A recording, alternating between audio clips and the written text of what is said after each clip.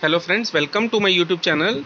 आज मैं आपको बताने जा रहा हूँ ओमरॉन HEM7120 के बारे में, ये जो कि एक ब्लड प्रेशर मॉनिटर है।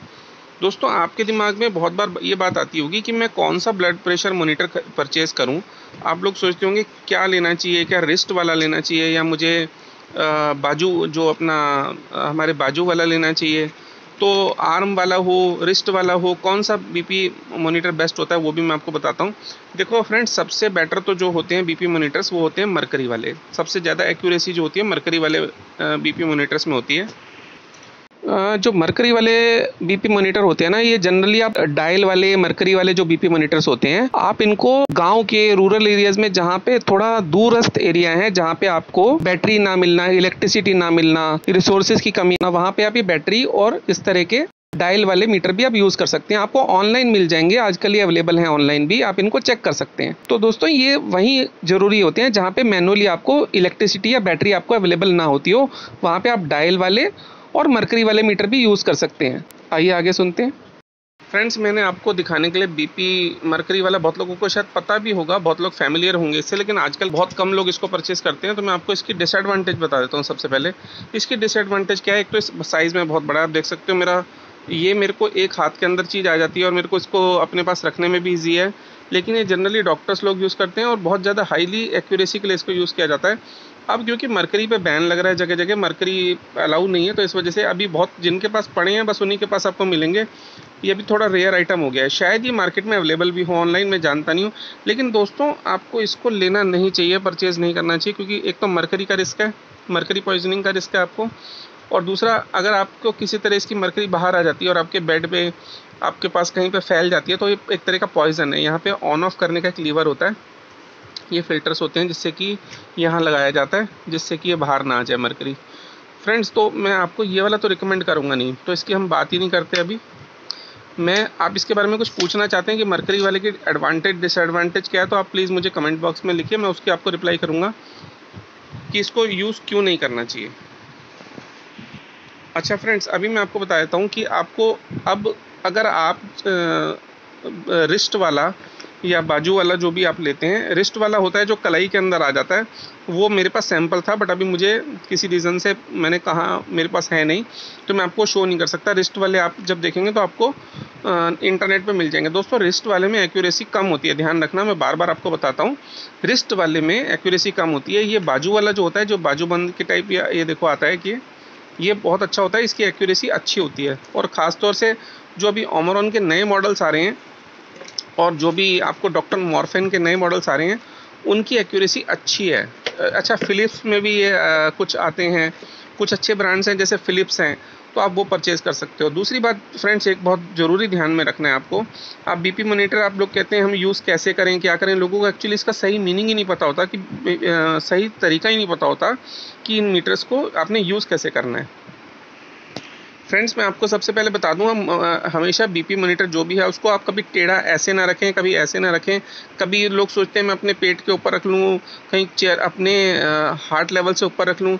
जैसे अगर सपोज़ करो कि एक हमारे पास एक यहाँ पे कोई, अगर आप इस तरह से बेड पे हैं, आप एक मिनट ज़रा बाजू इधर करो, बस इतना ही रखो। देखिए फ्रेंड, अगर आपको आपका हार्ट का लेवल यहाँ पे है, तो आपको मशीन ये इधर ही रखनी है, हार्ट लेवल के पास ही रखनी है। आपको ऐसा नहीं करना कि आप कहीं मैं बाजू के ऊपर रख दूँ या आप इससे ऊपर ले जाएं, आप यहाँ ले जाएं, आपको ऐसा नहीं करना है, बिल्कुल भी नहीं करना है। आपको जो मशीन है वो हार्ट लेवल के ऊपर रखनी है। मतलब आपको लगभग यहाँ, अगर हमारा हार्ट यहाँ पे है, इस तरफ में है, तो हमें यहाँ के करीब ही रखना है इसको, मतलब उसके नज़दीक ही रखना है। और उससे ऊंचा नहीं ले जाना, उससे बहुत नीचा नहीं ले जाना। फ़र्क कुछ नहीं पड़ेगा, थोड़ा सा रीडिंग में आपका डिस्टर्बेंस आ जाती है। आप कभी भी इन मशीन्स को बहुत ज़्यादा ऊपर या बहुत ज़्यादा नीचे रखते हैं तो। फ्रेंड्स, एक चीज़ और भी होती है कि ये जो नोज़ल होता है ना, बहुत लोग इस नोज़ल की केयर करना नहीं जानते। इन नोज़ल को अगर आप साफ़ सफाई से नहीं रखेंगे और डेली इसको निकालेंगे, डेली इस नोज़ल को हटाएंगे, तो नोज़ल ख़राब भी हो जाती है। ध्यान रखना, इन नोज़ल्स को डेली निकालना हटाना नहीं चाहिए। अगर किसी को रेगुलर बीपी रहता है, आपके पास कोई पेशेंट है घर में जिनको रेगुलर बीपी है, ब्लड प्रेशर रहता है, तो आप इसको देखेंगे यहाँ लगाते हैं,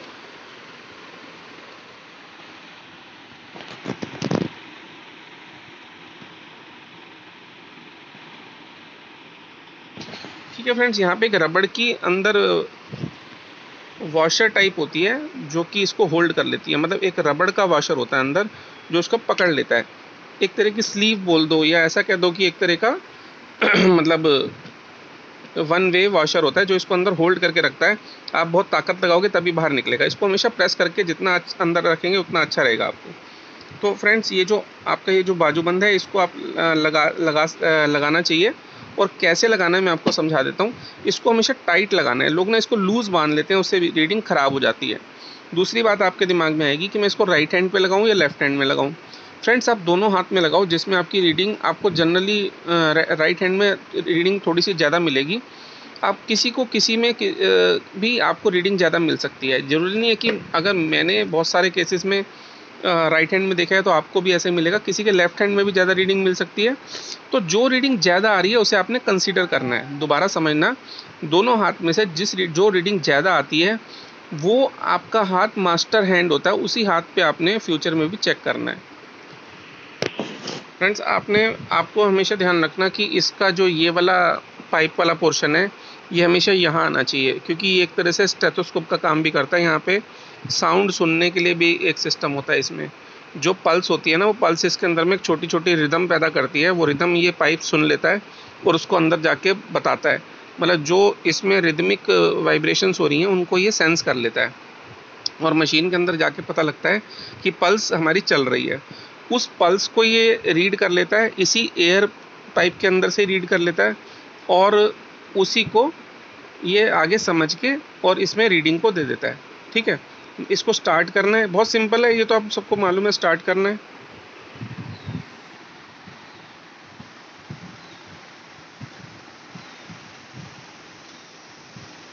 एक बात का फ्रेंड्स ध्यान रखना है आपने कि ये वाला जो बाजू है थोड़ा सा हाथ को ऊपर ही रखना है, नहीं तो अगर आप इसको बाजू को पूरा लटका के रखेंगे तो आपको बाजू में बहुत ज़्यादा प्रेशर महसूस हो सकता है और पेशेंट को थोड़ा सा अनकंफर्टेबल भी हो सकता है बाजू में।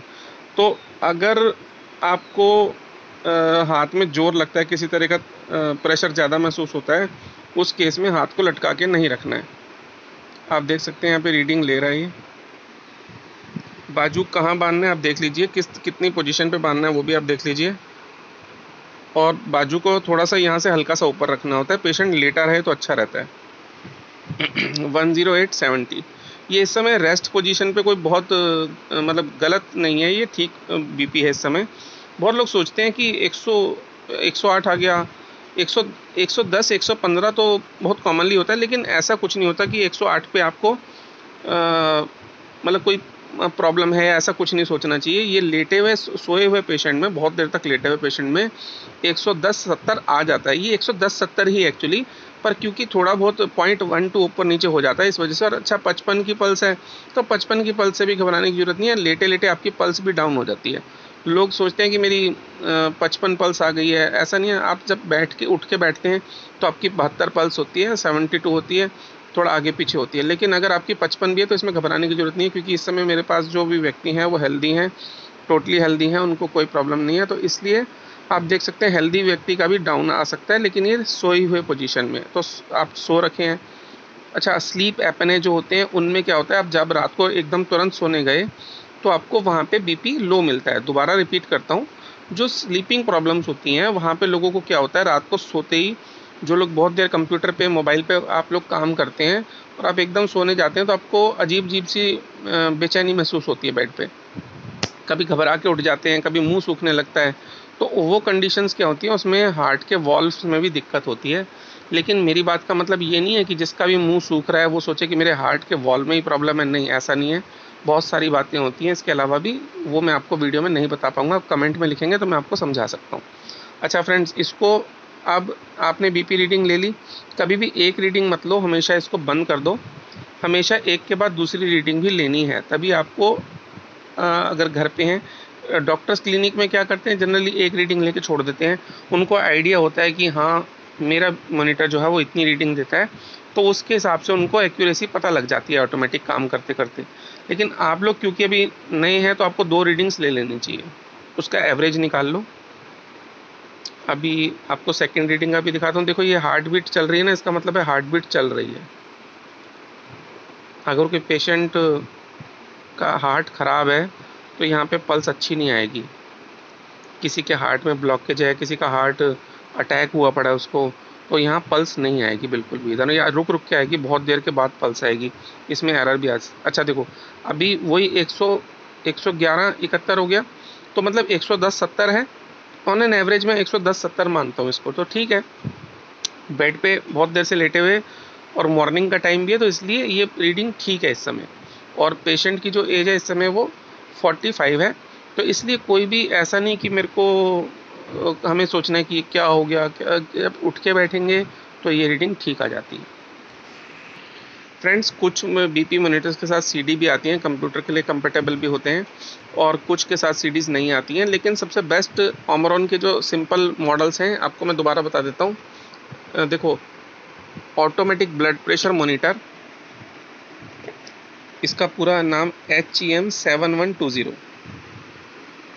फ्रेंड्स, आपको अगर आप थोड़ा सा पैसा और खर्च करना चाहते हैं तो इसमें ऐसे मॉडल्स भी आते हैं जिनमें पीछे से लाइटिंग होती है, मतलब आप लाइटिंग का बटन होता है, आप लाइटिंग का यहाँ पे बटन होगा, आप जैसे करेंगे तो रात के अंदर भी, रात के अंधेरे में भी आप ले सकते हैं। जैसे कुछ लोग सोते हैं, उनको स्लीपिंग प्रॉब्लम्स है, सोते हुए कुछ अजीब से चक्कर आना, सोते हुए सिर में भारीपन लगना, आप इस तरह की चीज़ों में अगर डॉक्टर कहता है कि आप बीपी घर में नोट करके आना है, तो आप रात के समय, आप उस समय उठ के लाइट तो जलाएंगे नहीं, क्योंकि आपको सोते सोते ही लेना है उसी समय बीपी, तो आप इस समय उसमें लाइट का बटन यहाँ पे एक साइडों में लगा होता है, वो आप उसको ऑन करेंगे तो इस LED में लाइट जल जाएगी। तो फ्रेंड्स, आप इसके बारे में कुछ पूछना चाहते हैं तो प्लीज़ कमेंट बॉक्स में लिखें। मैं एक बहुत अच्छी बात बताना चाहता हूँ कि आप सेंधा नमक पे रहेंगे तो आपका बीपी ठीक रहेगा। अगर आपका बीपी बहुत लो चलता है तो आप सेंधा नमक पे जंप ना करो, आप सी सॉल्ट ही खाते रहो, क्योंकि सी सॉल्ट से जनरली बीपी हाई रहता है। और ऐसा कुछ नहीं है, आप एक ऐसा भी कर सकते हैं कि आप 15 दिन महीना रॉक सॉल्ट पे आ जाओ, तो कभी कभी लोअर वाला भी बैलेंस हो जाता है और हायर वाला भी बैलेंस हो जाता है। जो रॉक सॉल्ट होता है, इसमें कई किस्म के और भी छोटे छोटे मिनरल्स होते हैं जो आपके शरीर के लिए ज़रूरी होते हैं। जनरली मंजीत के और बहुत सारे ओमकार नाम से इस तरह के बहुत सारे सेंधा नमक आते हैं, आप ले सकते हैं। दोस्तों, एक चीज़ का बहुत अच्छी तरह ध्यान रखिएगा, किसी भी इलाज को खुद शुरू करने से पहले डॉक्टरी सलाह लेना बहुत ज़रूरी होता है। मैं एक प्राकृतिक चिकित्सक हूँ, आप चाहें तो मेरे से पेमेंट वाली OPD के लिए भी सलाह ले सकते हैं। आप पूरा डिस्क्लेमर पढ़ लीजिए, और कोई डाउट हो तो कमेंट बॉक्स यूज़ करिए। अपना इलाज खुद से कभी मत करिए, ख़तरनाक होता है। इसको फ्रेंड्स, आपको पैकिंग कैसे करना है, आप इसको एज इट इज़ बॉक्स में रख दीजिए। पाइप इसके निकालने की ज़रूरत नहीं होती है। अगर हाँ, आपको लंबा पैक करना है, आप सोचते हो अभी मुझे 2-4 दिन 10 दिन महीना इसको कुछ नहीं करना, तो आप ये वाला पाइप इसका निकाल सकते हो, और इसको प्रॉपर जैसे पैकिंग आई थी आपको मालूम चल जाएगा, उसी तरह से आपने इसको इस तरह से पैक कर लेना चाहिए। ठीक है, इस तरह से जितना कम से कम इसको लंबे लंबे इसमें टर्न देंगे तो ये पाइप उतना लॉन्ग लाइफ चलेगा। आप इसको छोटे छोटे टर्न देंगे, आप इसको ऐसे ऐसे मोड़ के रखेंगे तो आपका पाइप जल्दी ख़राब हो जाएगा। तो इसको बहुत सेफ्टी से, बहुत अच्छे से पॉलीथीन में रैप करके और फिर आप मशीन में इसको वापस रख सकते हैं। इसकी मेंटेनेंस में मैं आपको फ्रेंड्स एक बहुत अच्छी चीज़ और बताना चाहता हूँ, बहुत इंपॉर्टेंट, जो लोगों को नहीं पता, वो आप इसकी जनरली बैटरी आपको निकाल लेनी चाहिए। मेरी बात ध्यान से समझना, जब भी आप बीपी मॉनिटर अपना स्टोर करते हो लॉन्ग टाइम के लिए, आपको 5-5 10-10 मिनट में रीडिंग लेनी है, तो आप ये सेल्स मत निकालिए, बैटरी मत निकालिए। लेकिन अगर आपको लंबा स्टोर करना हो तो आप इस बैटरी को निकाल लो, और निकाल के फिर इसको प्रॉपर बंद करके इस तरह से, और एक पॉलीथीन में रैप करके रखो। अच्छे से पॉलीथीन के अंदर रैप करके रखने से इसमें डस्ट नहीं आएगी। और इनको भी आप चाहो तो पॉलीथीन में रैप कर दो, और साथ में आपको एक जो मॉइस्ट बैग मिलते हैं ना इनके साथ में, नहीं तो कुछ दवाइयों के अंदर में मॉइस्ट बैग आते हैं, आप वो भी इनके अंदर पॉलीथीन में डाल के उसमें मॉइस्ट बैग डाल के इनको डाल सकते हो। अदरवाइज़ आपकी बैटरी बहुत महंगी होती हैं। और मैं आपको एक चीज़ बताना चाहूँगा, जनरली इसमें ड्यूरासेल ही सूटेबल है। मेरी बात बहुत अच्छी तरह समझना, know ever ready, no Nippon, कोई निप्पो नहीं, एवर रेडी नहीं, ओनली ड्यूरासेल ही अच्छे रहते हैं। ये उसके एम्पियर ज़्यादा होते हैं, उसकी थोड़ी सी वोल्टेज ज़्यादा होती है, और लॉन्ग लाइफ होते हैं। लॉन्ग लाइफ का मतलब उसमें एम्पियर भी अच्छा होता है। तो इनमें जो छोटे आप निप्पो के सेल लेते हो, आप जो एवर रेडी लेते हो, या जो भी लोकल सेल लेते हो, बिल्कुल जो मार्केट में 2-2 4-4 रुपये का सेल बैटरी आती है, वो कभी भी इसमें मत डालो, आपका बीपी अपरेटस भी ख़राब हो जाएगा ये। तो फ्रेंड्स, इससे रिलेटेड आपको मेंटेनेंस से रिलेटेड बीपी कैसे लें, क्या प्रिकॉशन लें, वो आप मेरे को पूछना हो, या आपको बीपी अपना ठीक कैसे करें, बढ़ा हुआ बीपी ठीक कैसे करें, तो आप मुझे प्लीज़ बताइए। मैं डॉक्टर सचदेवा नेचुरोपैथी कंसल्टेंट हूँ, मैं रजिस्टर्ड नेचुरोपैथी कंसल्टेंट हूँ। आपको अगर इसमें कुछ भी पूछना चाहते हैं, आपको मेरी यूट्यूब पे सर्विसेज फ्री हैं, आपको कंसल्टेंसी वहाँ पे, लेकिन अगर आप मेरे से वैसे कंसल्टेंसी लेना चाहते हैं और आप चाहते हैं कि मैं आपको प्रॉपर मेरे गाइडेंस में या ओपीडी में चलना चाहते हैं, तो हमारे चार्जेस होते हैं, वो मैं आपको कमेंट में बता दूंगा। टाइम टू टाइम चेंज होते रहते हैं। और अगर कोई बहुत ही पुअर पेशेंट है तो हम उसका इलाज फ्री भी करते हैं, उसको पैसे देने की कोई ज़रूरत नहीं है हमारी ओपीडी में। तो फ्रेंड्स, आपको कुछ भी पूछना है तो प्लीज़ कमेंट बॉक्स यूज़ करें। आपका दिन शुभ हो, मंगलमय हो, और आपको भगवान लंबी उम्र दे। कोविड पीरियड चल रहा है, घर के अंदर रहिए और जितना हो सके फ्रेश खाना खाइए, कच्ची हल्दी और सरसों तेल के गरारे करिए।